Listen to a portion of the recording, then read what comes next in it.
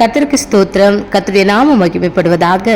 இந்த நாளில் நம்ம சகரியா 2வது அதிகாரம் 11வது வசனத்தை நம்ம வாசித்தோம் அப்படின்னா, கர்த்தர் சொல்றாரு, நான் உன் நடுவில் வாசமாய் இருப்பேன். ஆமென், ஹல்லேலூயா.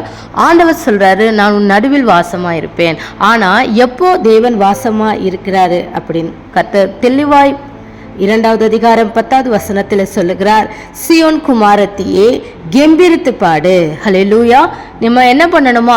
கெம்பீரித்து பாடணுமா? பாடுறதல்ல, கெம்பீரமாய் பாடணுமா? அதாவது என்ன அந்த கெம்பீரம் அப்படின்னா, பாடல்கள் வார்த்தையின் மூலயமா தான் வருகிறது. ஹல்லேலூயா. வார்த்தையை தான் நம்ம என்ன பண்ணுறோம்? பாடலாக பாடுறோம். அப்போ நம்ம விசுவாசத்தோடு, தைரியத்தோடு, கெம்பீரத்தோடு நம் தேவனை உயர்த்தி, தேவனை மகிமைப்படுத்தி நாம் பாடும் பொழுது கர்த்தர் சொல்லுகிறார், நான் வந்து உன் நடுவில் வாசம் பண்ணுவேன். என் தேவன் சொல்லியிருக்கிறார் இல்லையா, நாமத்தை பிரஸ்தாப்படுத்துகிற எந்த ஸ்தானத்திலும் நான் வருவேன். அப்போ ஆண்டவருடைய நாமத்தை பாடல்களின் மூலம் கீர்த்தனம் பண்ணும் பொழுது, விசுவாசமாய் பாடும் பொழுது, ஆண்டவருடைய வார்த்தையை சங்கீத புஸ்தகத்தில் நம்ம வாசிக்கும் பொழுது, தேவனுடைய வார்த்தையை நம்ம வாசிக்கும் பொழுது, விசுவாசமான வார்த்தையை வாசிக்கும் பொழுது, விசுவாசிக்கும் பொழுது, நாம் கூப்பிடும் பொழுது, நாம் நேசிக்கும் பொழுது கர்த்தர் சொல்லுகிறார், நான் வந்து உன் நடுவில் வாசம் பண்ணுவேன். ஹல்லேலூயா. அப்போ தேவனுடைய பிள்ளைகள் நடுவில் யார் வாசம் பண்ணுகிறார்? ஹல்லேலூயா. நம்முடைய குடும்பத்தில் யார் வாசம் பண்ணுகிறார்கள்? அப்போ தேவன் வாசம் பண்ணுகிற இடம் எப்படி இருக்கும்? ஆண்டவர் சொல்லுகிறார் இல்லையா தெளிவா, நான் விரும்பினபடியால் இங்கே வாசம் பண்ணுவேன். அப்போ குடும்பமாக இருக்கட்டும், இருதயமாக இருக்கட்டும், என்ன காரியமாக இருந்தாலும், எங்கே இருந்தாலும் தேவனுக்கு பிரியமாக தேவன் விரும்புகிற காரியத்தை நாம் செய்யும் பொழுது அவர் வந்து வாசம் பண்ணுகிற தேவனா இருக்கிறார். ஹல்லேலூயா. கர்த்தருக்கு ஸ்தோத்திரம்.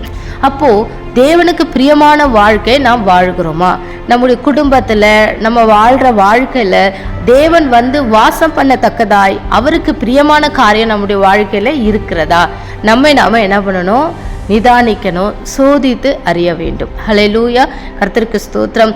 மகா பெரியவர் நம் குடும்பத்தில் இருக்கிறாங்க அப்படின்னும் பொழுது நம்ம எந்த அளவுக்கு நம்முடைய குடும்பத்தில் தேவையில்லாத காரியங்களோ, சண்டைகளோ, பிரச்சனைகளோ என்ன பண்ண மாட்டோம்?